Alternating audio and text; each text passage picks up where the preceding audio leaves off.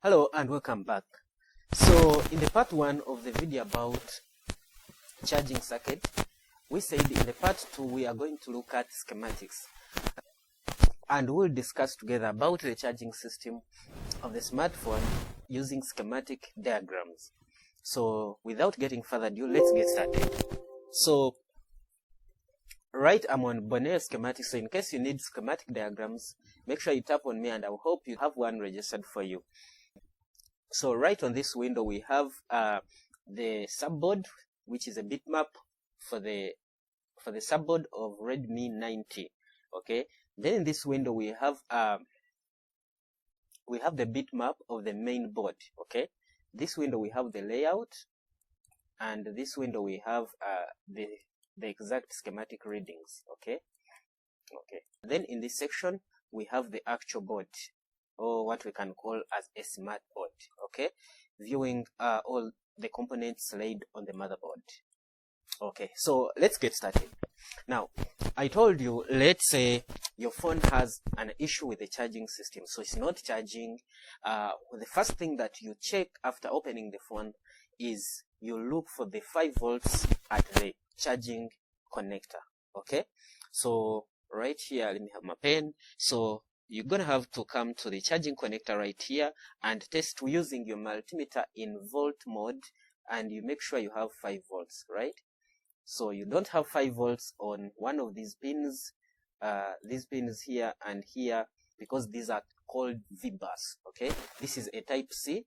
This is a type C charging port. So if you're dealing with a micro USB port, like we discussed in the previous video, a micro USB port has 5 pins. Okay, 1, 2, 3, 4, 5, only 5. And this is the V-bus, has 5 volts, and the last one right here is ground. Okay, this is a micro USB pin. So this is a type C charging port, so it is slightly different from the micro USB port. So you have to make sure you have 5 volts right here. So let me show you the connections actually. Okay, so when you come over here and you put your cursor here, it indicates V-bus. Okay, you see that V-bus. So when you click here, you'll actually notice the connections. So it connects right here and right here, and from here it goes directly to the subboard connector, the connector for the charging flex. Okay, and from here the charging flex will take the voltage to the motherboard. Okay, so this is basically about the charging board. You have to make sure you have the 5 volts. You have to make sure you have the 5 volts right here on these pins. So these pins are connected together with these pins, and it's all V-bus. So after the voltage is carried to the charging flex connector right here. So from this flex, you connect the flex cable that goes directed to the motherboard, and your 5 volt is delivered on the V-bus. So let's go to the motherboard and see what is there. So okay, so this is the motherboard and this is the bitmap. Okay, so to the motherboard, this is your connector right here. Okay, let me just show you on the smart board. So this is your connector right here. So from the connector, your voltage, the moment you connect this flex cable right here, it is going to deliver 5 volts right onto this board. And the moment you connect, you will have something like this. So the moment you connect, let me show you the connections. So right on this side, this is ground, this side is ground, and this side is the V-bus. Okay, so the moment it connects, you see the point, this is the V-bus, the test point that I was talking about. Okay, the test point. So this test point has 5 volts. Okay, so you don't have 5 volts here. You have to trace back and see where you lost the 5 volts. It could be in the flex cable itself, and then you could take a jumper up to this point. Okay, from the subboard. Okay, so or else it could be the connector itself. Maybe there are dry solders, and that's why you cannot get 5 volts onto this test point. But the moment you have 5 volts on this test point, it means all is okay. Okay, so from here, where do we go to? So you can see the connection from from the connector right here to the test point, it comes like this. Okay, let me show you. Let me make it smaller. Let me show you. So it comes, the line comes and it enters this IC. Okay, this IC. So which IC is this? So when you put the cursor, you can just take note of this window that pops up right here. So the moment you press the cursor right here, you can see VBOS USB OVP. Okay, so this is the OVP for VBOS. Okay, let me actually show you what I'm talking about. So so let's go to the layout and try to trace this IC. Okay, layout, where is the IC? Right here. Okay, so this is the IC. This one, this is the IC. This is the exact IC. This is the exact IC that we are talking about, this one. So come back to layout and copy this and copy this U3001 and come to schematic diagram and search. So where is this? So this is U3001. So which one is this? So you can see USB VBUS USB OVP. So this is the OVP. Basically, like we said on the previous video, OVP stands for over voltage protection. So okay, so let's say this circuit is supposed to accommodate 5 volts, right? But something happens and maybe it gets 9 volts, right? So it cannot accommodate this volts. So what the OVP does is it cuts off the circuit. So it goes bad, right? And by going bad, it prevents this other circuit from getting damaged. Okay, so that is the function of OVP, over voltage protection. Okay, okay, so you can see voltage enters OVP as VBUS and again exits as a VBUS, So it's basically 5 volts through this IC. Okay, so let's say for some reasons your OVP is bad and you cannot get 5 volts after this IC. Get my point? So let me show you something here. Okay. Okay, so for some reasons, let's say your OVP is dead, okay, and it's not getting the 5 volts through it. So what do you do? Like we discussed in the previous video, you can jumper this IC, right? You can take a jumper from the input capacitor to the output capacitor. And let's just try to allocate where exactly you can jumper this IC. So we go back to the schematic diagrams. Okay, now one thing that you need to take note here. So how do you know which one is an input capacitor and an output cap? Okay, so the only simple trick that you can use to identify which cap is an input and which cap is an output is by following this simple trick. Okay, so you can see this is the OVP IC. So to the OVP IC, how many capacitors are connected in the line? Okay, so how many components connected in the line? Okay, you have 1, 2, 3, 4, 5, and 6. So you have about 6 components connected to the input of the OVP. Okay, you have all these components connected together with this cap as an input. Okay, okay. So you can come to the schematic readings. Now, if you come to the schematic diagrams, you can see this IC. How many, which of the two sides has a lot of components connected? Okay, it's obvious it is this side, because this side just has one cap that is connected. Yet this side has a lot of components connected. You can see 1, 2, 3, 4, 5. We have 5. Okay, we can count 5. Okay, so which one should you take as your input? So your input is this side. Okay, so which means the output is going to be this side, the opposite side. Okay, so now if you want to jumper this IC, it means you are going to connect one of the input capacitor. You take a jumper to the output capacitor.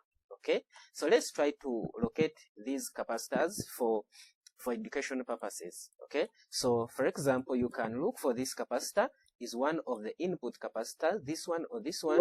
So let's take this one, C3031.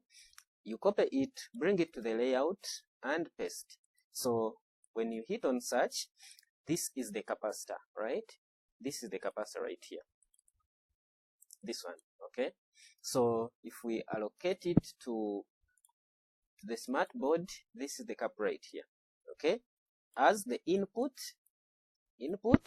capacitor. So again, go back to the schematics and try to trace the output cap. Okay, this is the output cap. Get rid of this. So this is the output cap.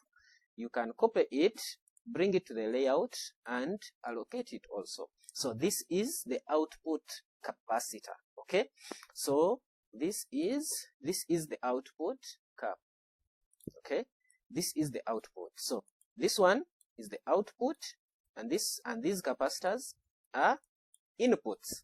Okay, so in case this IC is dead completely, what you do, you can take a jumper from this IC, from this cap directly to this cap. Okay, let me show you again. Let me show you. Okay, so in case this IC is not working, is dead, you measure these caps, you find 5 volts. Okay, but on the output cap you have 0 volt. What do? You take a jumper from this cap to this cap. Okay, and after doing that, your IC is bypassed and your voltage is restored. Okay, that's simple. Okay, so let's proceed. Now we notice from this IC you have the output cap, which is right here. So you're going to tap here and see where else voltage goes. Okay, so from here it goes up to this IC. So which IC is this?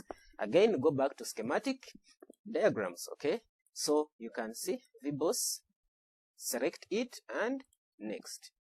Okay, next. So you can see the VBOS USB OVP line goes through other caps, 1, 2 caps, and to this IC. Okay, this one right here, U1800A. So you copy it and U1800. You search. So when you search, it is this IC right above the OVP. So which is this IC that I've showed you here? Which is, okay, which IC is it? Okay, which IC is it? This IC is PMI 1632 charger. So this is the charging IC. So from the OVP, power comes direct to the charging IC through these filter caps. And if you can take a look at the smart board, this is one cap and another cap, right? These are two caps. It goes through, and if I can put, you can see VBus USB OVP. So it enters the charging IC. So now, from the charging IC, as you can see, there are a lot of lines inside the charging IC, but for the purposes of this video, we are going to stick to the charging circuit. Okay, so in the charging IC, you have the MID, and this is the MID cap. Okay, USB MID. So if you test on this cap, you should get 5 volts. So if you don't have 5 volts, there is a problem with this IC. So you need to rebuild this IC in case you don't get 5 volts right here. So now from the MID cap, you have your boot cap. Okay, your boot cap right here. So you have the boot cap, and the boot coil. Let me show you the pins. So this is pin 40 has boot cap, okay? And this is the cap connected right here. So let me show you where is it. So this is the cap, C1805. C1805, come to the layout, paste it, and boom, here it is, okay? This is the boot cap, okay? And if you look at the smart board, this is the cap right here. This is the boot cap, okay? Together with the boot coil, it is identical because the two are always connected, okay? This is the boot coil right here. So let me show it to you in the schematics, okay? So this is the boot cap connected with, in the same line with the boot coil. Now, after the boot coil, another line, sorry, okay. Now, after the boot coil, VPH formed in this line, okay? VPH. So VPH, always voltage. So now it is always voltage because it is the one that feeds the phone, okay? It gets distributed to the several parts of the phone because it is the one that powers up the phone, okay? And it is 3.7 to 4.2 volts, okay? So this is how VPH is formed. Now, after VPH has been formed, after the boot coil, you have another line that channels and goes back to the IC, to the charging IC, okay? So this line, after switching inside the IC, another line comes out,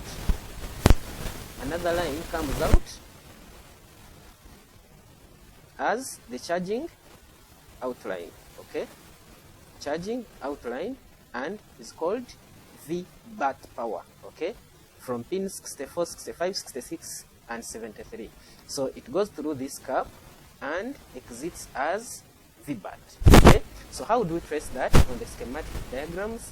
So how you trace this line, you trace it from this cap right here. So you copy this cap, you bring it to the layout, and paste it. So if you search this cap, you can see this is C1810. And let's look for it on the smart board.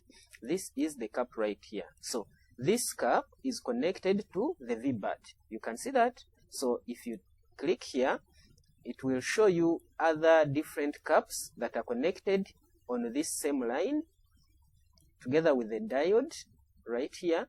And this line goes, sorry, we lost it, okay? This is it. So this line goes to the battery connector as the VBAT. At the test point, it enters the battery connector to charge the battery. And we said this line is 4.2 voltage after switching from the charging IC, okay? This is 4.2 voltage. So let's go to the schematics and trace this, okay? Where shall we? So this is the VBAT. If you click on the VBAT, trace it, click next. This is it. This is the line. So you can see VBAT goes through 1 cap, 2, 3, 4, and this diode right here. Okay, 1, 2, 3, 4, 5, the diode, and it comes to the VBAT, the battery connector. Okay. Now, just as we have discussed all these components, right? At any point, each of these components can go bad.